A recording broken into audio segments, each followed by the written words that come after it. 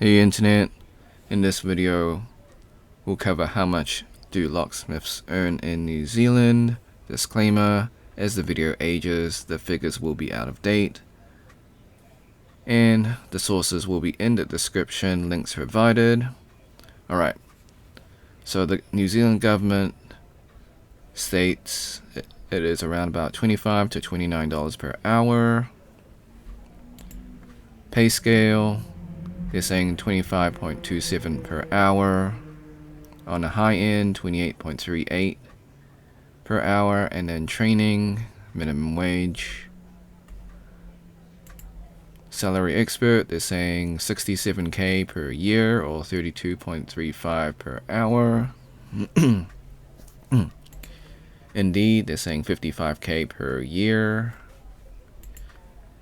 Economic Research Institute, they're saying 67k or $32 an hour. St. John's School Point, they're saying $21 to $25 per hour. Thanks for watching. Hope you had a great day. Be sure to like, subscribe, share with your friends, ring the bell, turn on all notifications. Leave a comment below if you're planning to become a locksmith.